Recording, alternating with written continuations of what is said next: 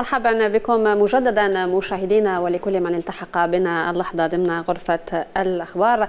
إذن عن حديث أو في حديث عن السينما هذا الصباح بعبق التاريخ وزوايا تتعلق بصناعة الأفلام الوثائقية وملف الذاكرة، سيكون الحديث مع السيد محمد والي مخرج سينمائي. صباح الخير سيدي وأهلا وسهلا فيك معنا اليوم. صباح الخيرات لكل مشاهدي قناة البلاد. أول شيء مبروك تتويج طحطوح بالوهر الذهبي في مهرجان وهران الدولي في طبعته 12 كأفضل فيلم وثائقي قصير. طبعا هو الفيلم من إنتاج شبكات الجزيرة، هو أول تتويج داخل الوطن لكن هو حصد جوائز عديدة خارج الوطن. ما هو السؤال الكبير الذي طرحه طحطوح؟ طبعا هو الفيلم الوثائقي طحطوح يعني كان مر بمسيرة من خلال عرضه في مهرجانات في الوطن العربي، وتوج أيضا يعني بجوائز يعني متقدمة أولى. لأول مرة يتم عرضه في الجزائر ضمن المسابقة اللي خاصة بمهرجان وهران طبعا 12، والحمد لله يعني طحطوح توج.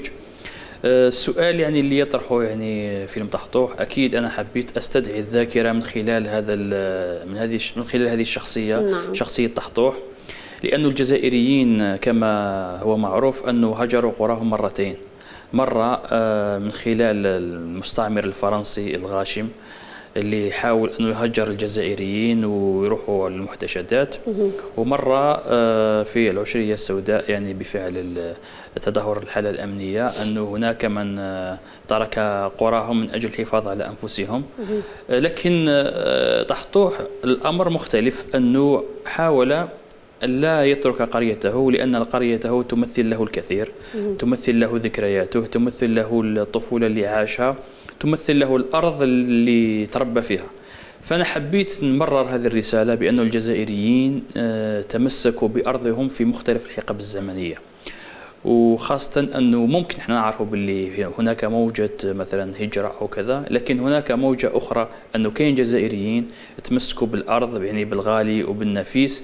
فأعتقد أنه هذه القصة كانت يعني مهمة بالنسبة للجنة التحكيم، يعني سواء في الدول العربية أنه مكنت هذا الفيلم أنه يكون يعني ناجح ويتوج بجوائز، ونفس الشيء في لجنة التحكيم اللي كانت في مهرجان وهران. نعم، هو أول مرة يعرض في الجزائر الفيلم، لأنه ربما الجمهور يسمع بتتويج أفلام خارج الوطن ولكن لا يشاهدها. كيف كانت ردة فعل الجمهور بعد عرض الفيلم في وهران؟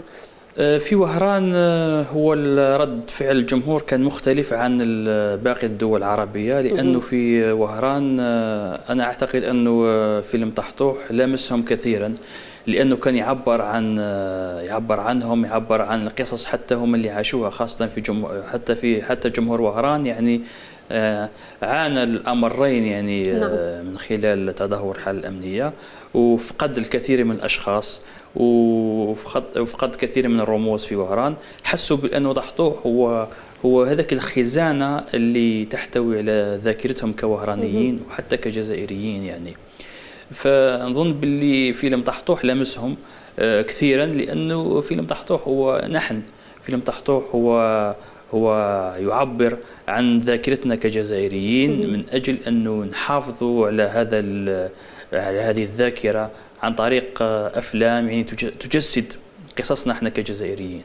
هو رصيد هذا النوع من الأفلام وما عالجته السينما في حقبة العشرية السوداء ضئيل جدا. نعم. مقارنة بالثمن الذي دفع في تلك الفترة. ربما هذا الشيء غير محبب لأنه يوقظ ويلامس جراح الجمهور، أم أنه النصوص في نادرة في هذا النوع، أم أنه سبب آخر؟ صحيح، هو القصة مختلفة تماما والزاوية يعني أيضا مختلفة. لماذا؟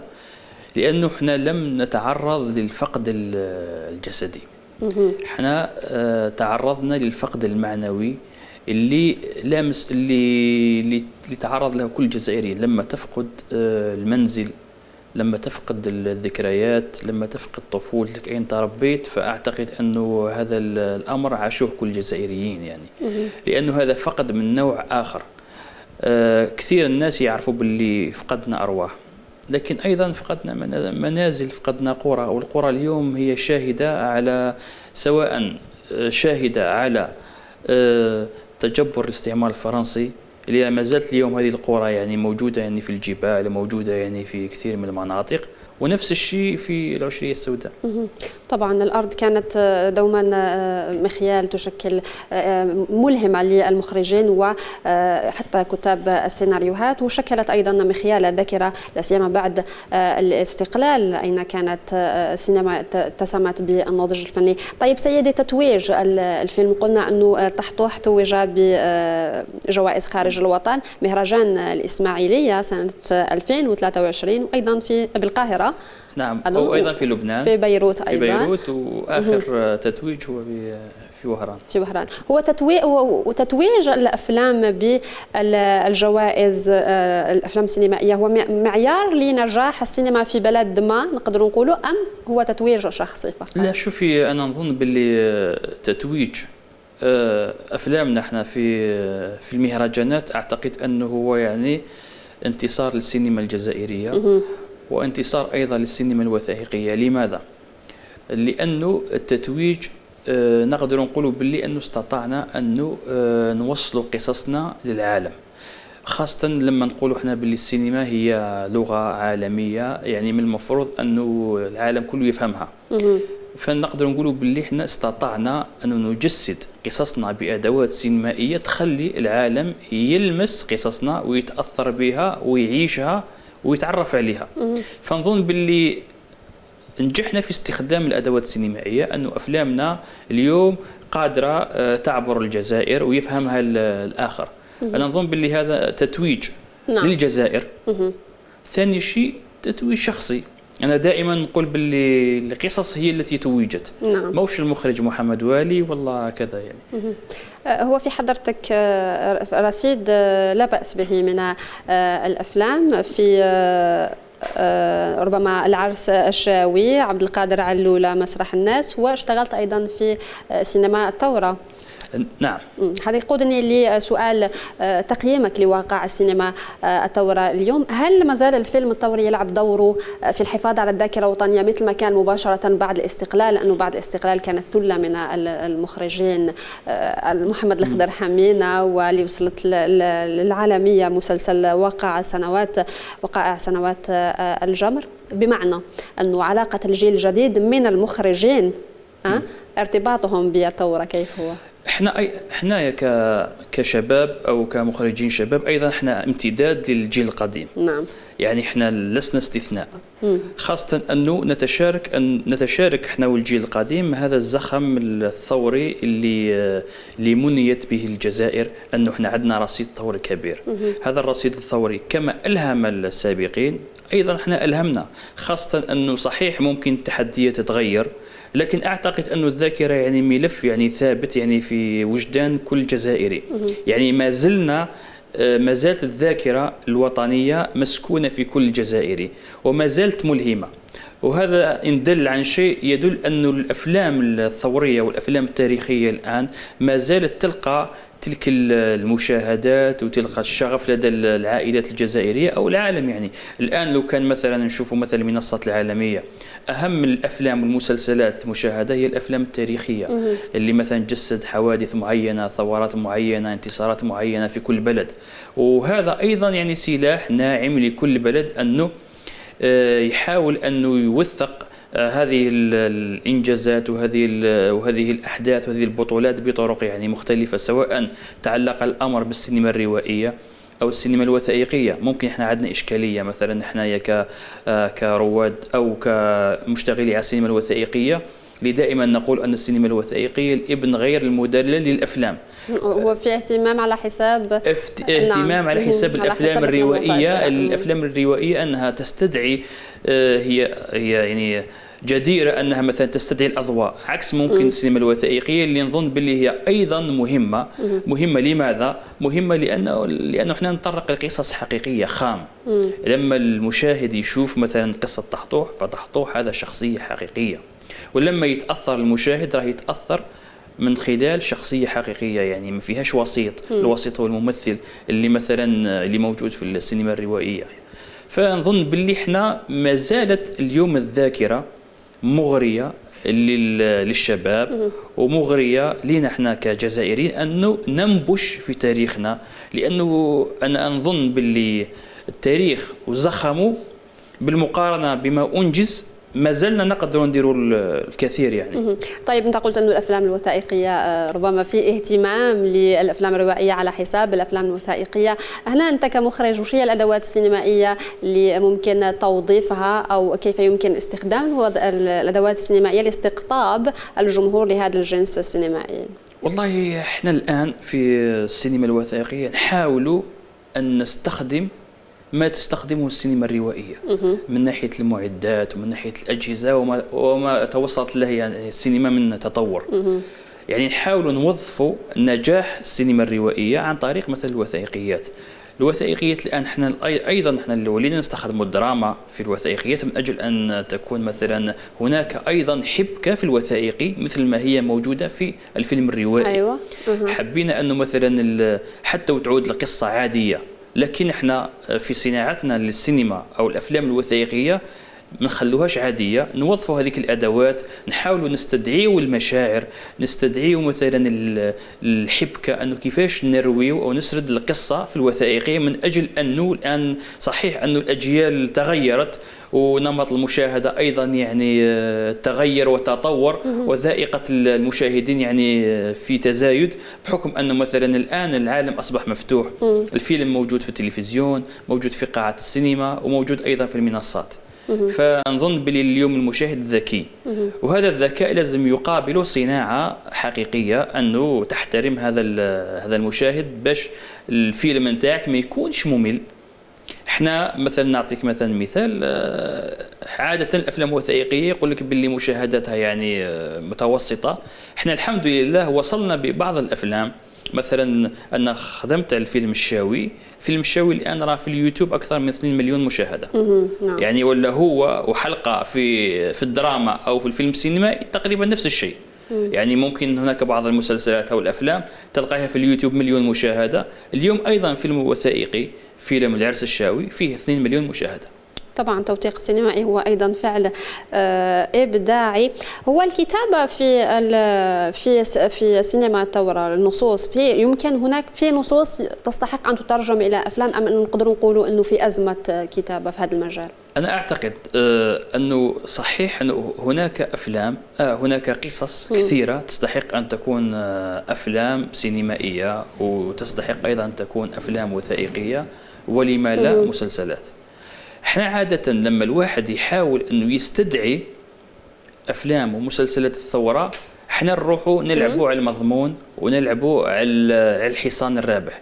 فانا دائما كنت اقول لماذا مثلا فيلم الذي توج بالسعفة الذهبية للمخرج محمد الأخضر حمينة لماذا لا يعاد إنتاجه كمسلسل ضخم في منصة من المنصات العالمية؟ نعم، هو يمكن أن نعيد الروائع بطريقة أخرى دورية. نعم. نحو الشرق مثلا. نعم، نعم، هذه أصلا هذه الآن راه موجودة في السينما المصرية والسينما العالمية، يعني أكثر الآن راه يستثمروا في المسلسلات أو في الأفلام الناجحة، ويعاد تصويرها الآن بطريقة يعني حديثة، بالإضافة بممثلين جدد، أيضا أصلا بحبكة جديدة أيضا يعني. نعم. هو الفيلم القصير أيضا أو قبل ذلك الصعوبات اللي تواجه الصناعة الوثائقية. هو الصعوبات اللي تواجهنا احنا عادة يعني دائما نشتكي الأرشيف، لأنه الأرشيف لأنه الفيلم بدون أرشيف يعني يكون حاجة يعني ناقصة، يعني مش مكتملة. بالإضافة أنه يعني الفيلم القوي لازم له أرشيف قوي. بالنسبة للتمويل، بالنسبة للتمويل الآن احنا رانا نشوفوا باللي مثلا كاين الآن وزارة المجاهدين مهتمة بشكل كبير بالذاكرة. أنا كانت لما توجت يعني بالفيلم يعني كانت عندي زيارة لوزير المجاهدين، لأنه شكرته على الدور اللي تقوم به الوزارة من خلال تشجيع الشباب ومن خلال تشجيع المنتجين والمخرجين أنه يتطرقوا ملف الذاكرة. لأنه صحيح أنه الآن باش نلقاو ناس تنبش في الذاكرة، فهذا يعني هذا يعني جدير بالاهتمام، لأنه احنا مازلنا نقولوا باللي مازلنا محافظين على الذاكرة الجزائرية، ومازلنا محافظين أنه نقدموها بأحسن صورة بأحسن يعني عرض. فنظن باللي وزارة المجاهدين بالإضافة إلى بعض ممكن التلفزيون العمومي عنده بعض المحاولات في طرق طبعاً. هذا الملف، وأيضا يعني وزارة الثقافة. لكن احنا دائما طموحنا أكبر وطموحنا أكثر أن تكون في صناعة حقيقية للذاكرة، لأنه ما يوجد من تاريخ وما ترجمته الذاكرة يعني ما زلنا ما وصلناش للشيء اللي نقدر. في الحديث عن الفيلم القصير، هذا الفعل الإبداعي الذي يراهن عليه كثيرا اليوم في عصر السوشيال ميديا ومع تغير توابت الكتابة، شوف أنه الجمهور صار يستقطب أكثر الفيلم القصير؟ الفيلم القصير هو بداية لكل مخرج ومنتج، أنه هو بداية أنه يقتحم مثلا الأفلام الروائية أو الوثائقية الطويلة. وأنا أظن أنه الفيلم القصير سواء الروائي أو الوثائقي صعب جدا. نعم. لماذا؟ لأنه لو كان نحكي على فيلم طحطوح وفيلم وثائقي ضمن تصنيف الأفلام الوثائقية القصيرة، أنك باش توصل رسالة في 26 أو 25 دقيقة فصعب جدا أنه رسالتك أنه 26 دقيقة توصل. فلهذا أنت تحط كل تحدياتك في هذا المدة الزمنية باش الآخر ربما من أول لقطة يستقطب الجمهور أو يقع في الرتابة، أليس كذلك؟ بالضبط. يعني لأنه الفيلم القصير التحدي نتاعو أنك هل استطعت أن توصل الرسالة أم لا.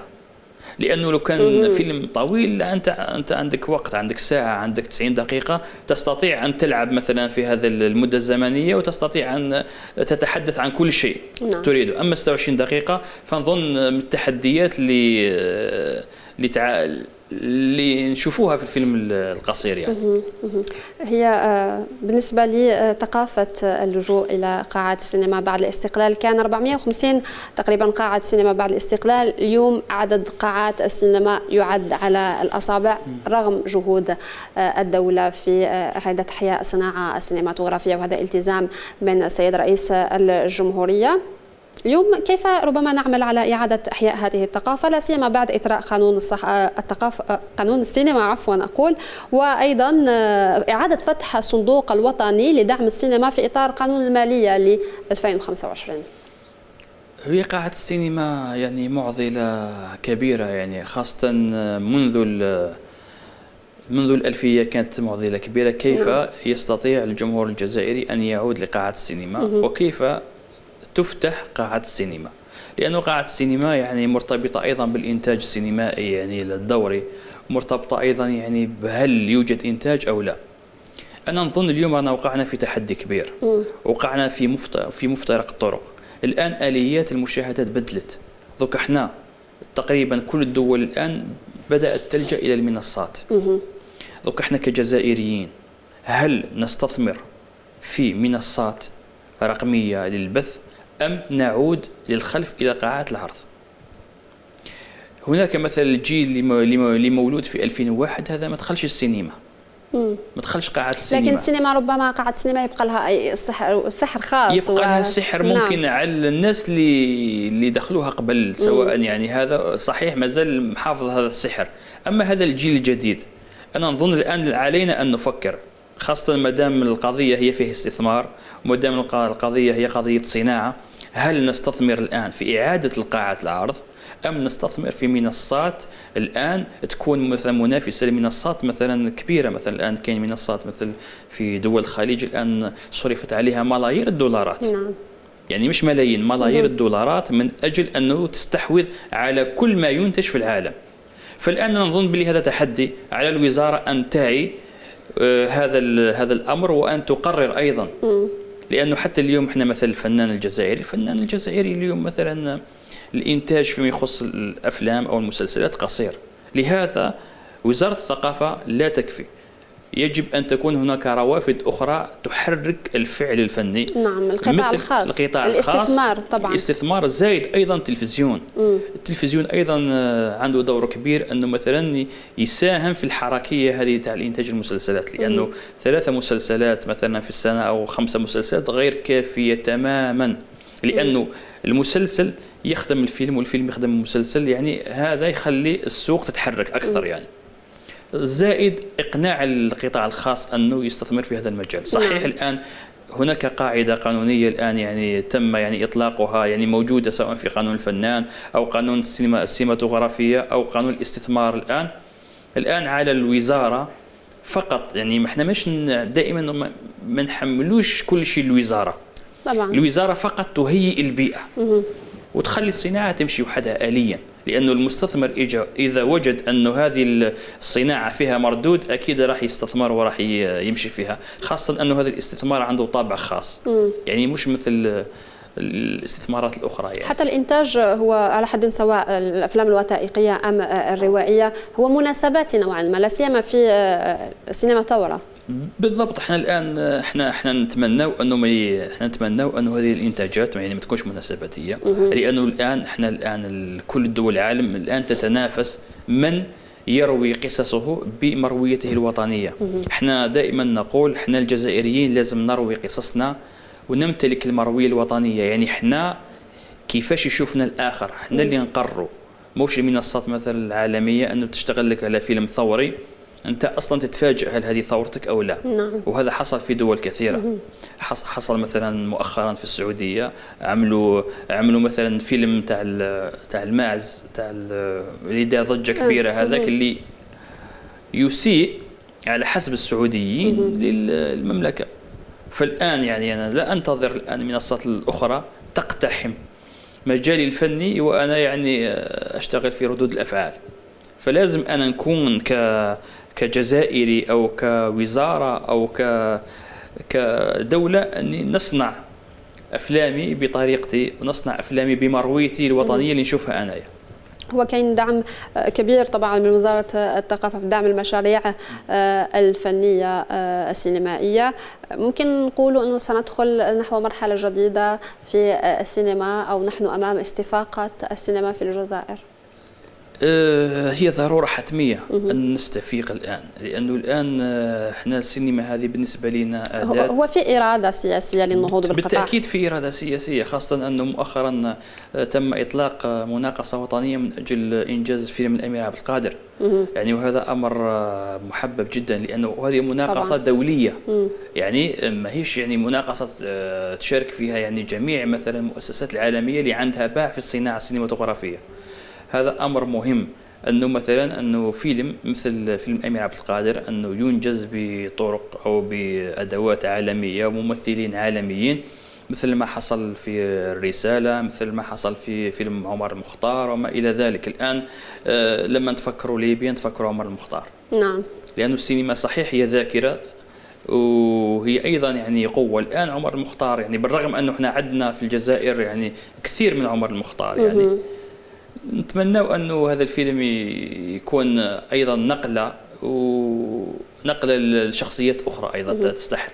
نعم، مشكور سيدي محمد والي مخرج جزائري، مشكور على هذه المداخلات وعلى حضورك معنا هذا الصباح. مرة أخرى مبروك تتويج عقبال لنجاحات وتتويجات أخرى. شكرا لكم مشاهدينا على حسن الإصغاء والمتابعة. فقرتنا مستمرة ضمن غرفة الأخبار بعد الفاصل.